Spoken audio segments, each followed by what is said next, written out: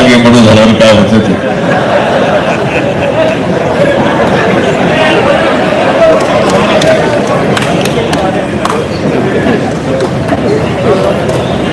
निर्धार नवपर्वाच्या या राष्ट्रवादी काँग्रेस पक्षाच्या बीड जिल्ह्याच्या मेळाव्याला उपस्थित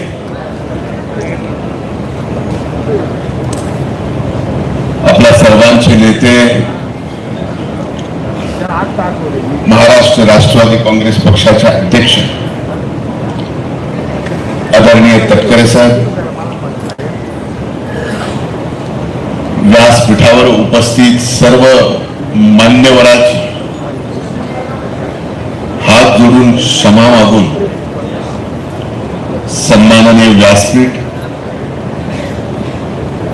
आजच्या मेळाव्याला इथं उपस्थित संबंध बीड जिल्ह्यातून आलेल्या माझ्या सहकारी बंधू आणि भगिनी, मी आदरणीय तटकरे साहेबांना विनंती केली होती की मला आज भाषण करायचं नाही.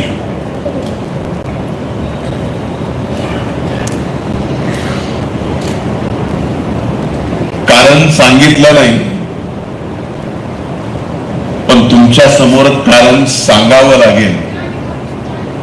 इथं बोलावं का मैदानात बोलावं हा प्रश्न माझ्या मनात होता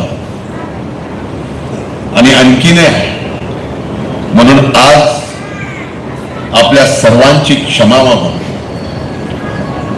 इथे आपण ज्या कामासाठी आलो ते काम आपल्याला माहिती आहे.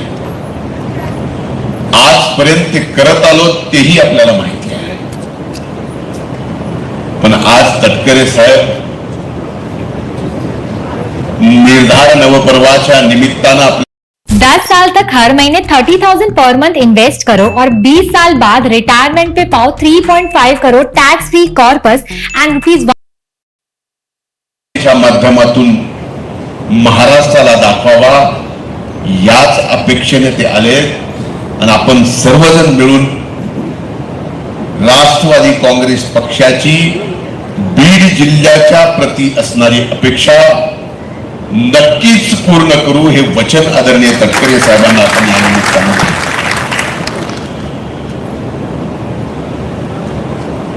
बऱ्याच दिवसांनी बोलतोय.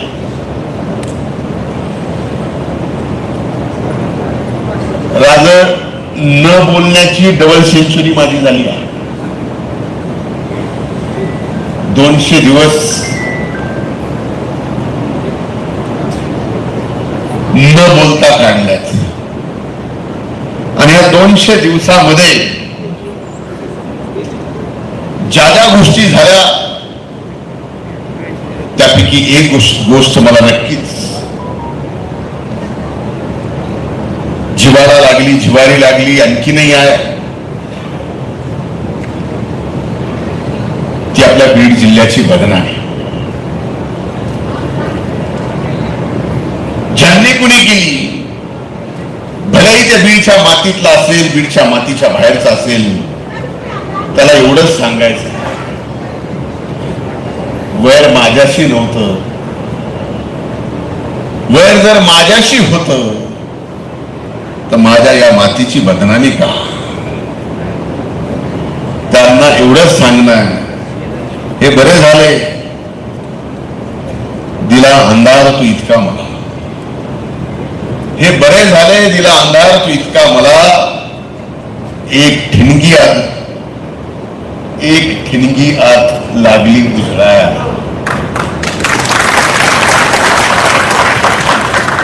आणि ज्यांनी बाहेरून येऊन या जिल्ह्यात मधल्या काळात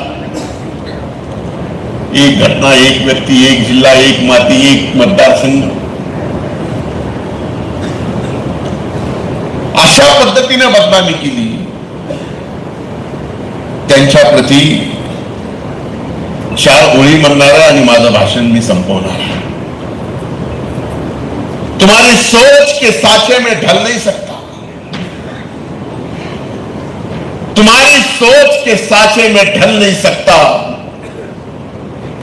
जुबान काट लो लहजा बदल नहीं सकता।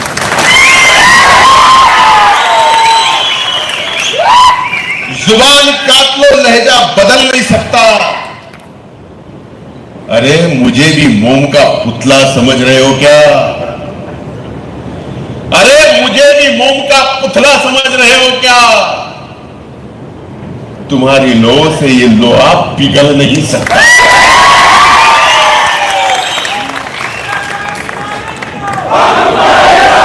आज अनेक दिवसानंतर तटकरे साहेबांचं आगमन या जिल्ह्यात झालं। मी आपल्या सर्वांच्या वतीनं, माझ्या वतीनं आदरणीय तटकरे साहेबांचं या बीड जिल्ह्याच्या पावन आणि पवित्र मातीत मनपूर्वक स्वागत करतो।